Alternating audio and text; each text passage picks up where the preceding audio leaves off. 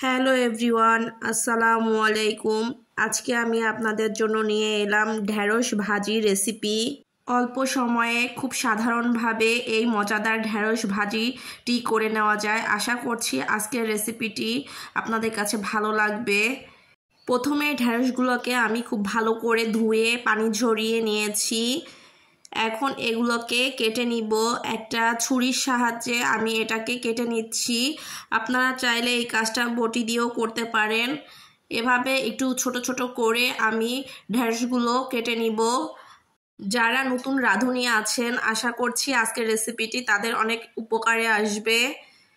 অল্প সময়ে খুবই সহজে এই মজাদার চিংড়ি মাছ দিয়ে ঢ্যাঁড়স ভাজিটি করে নেওয়া যায়। আপনারা যারা আমার ভিডিওটি দেখছেন, ভিডিওটিতে একটি লাইক দিয়ে পুরো ভিডিও দেখে নেবেন। আশা করছি আপনাদের কাছে আজকের রেসিপিটি ভালো লাগবে। ঢ্যাঁড়সগুলো কেটে নিয়ে আমি এখন চলে গেলাম চুলাতে পরিমাণ মতন তেল দিয়ে দিয়েছি। এখানে আমি সয়াবিন তেল নিয়েছি। তেলটাকে গরম করে নিয়ে আমি এর মধ্যে দিয়ে দিব চিংড়ি মাছ।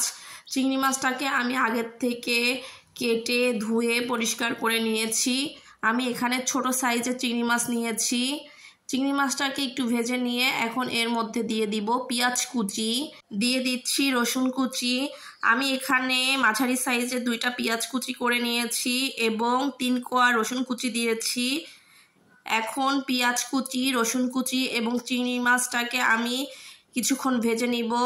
এরপরে এর মধ্যে দিয়ে দিচ্ছি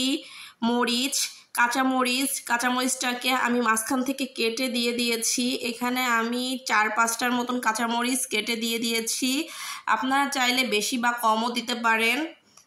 সব কিছু খুব ভালো করে ভেজে নিয়ে যখন কালার চেঞ্জ হয়ে আসবে তখন এর মধ্যে দিয়ে দিব হলুদটা কালারের জন্য দিয়ে দিচ্ছি। এখন এটাকে একটু নেড়েচেড়ে মিশিয়ে নিব। খেয়াল রাখতে হবে যাতে হলুদটা পুড়ে না যায়। এর মধ্যে দিয়ে দিচ্ছি পরিমাণ মতন লবণ, আর চুলার আঁচ কম রেখে হলুদ এবং লবণটা আমি দিয়ে দিয়েছি।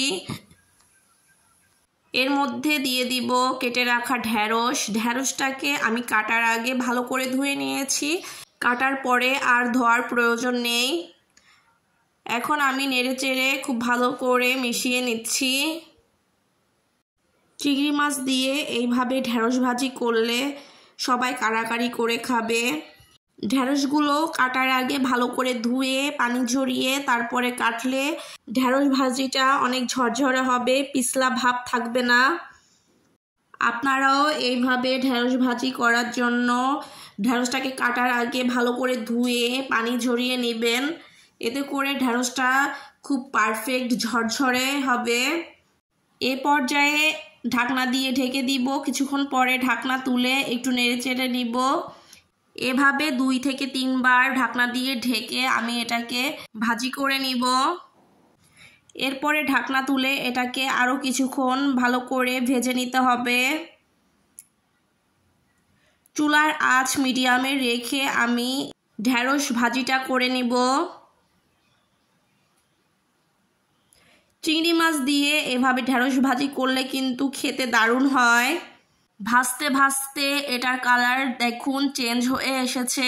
এখন আমি এটাকে চুলা থেকে নামিয়ে পরিবেশন করব। তৈরি হয়ে গেল দারুণ স্বাদের চিংড়ি মাছ দিয়ে ঢ্যাঁড়স ভাজি। আশা করি আজকের রেসিপিটি আপনাদের কাছে ভালো লেগেছে।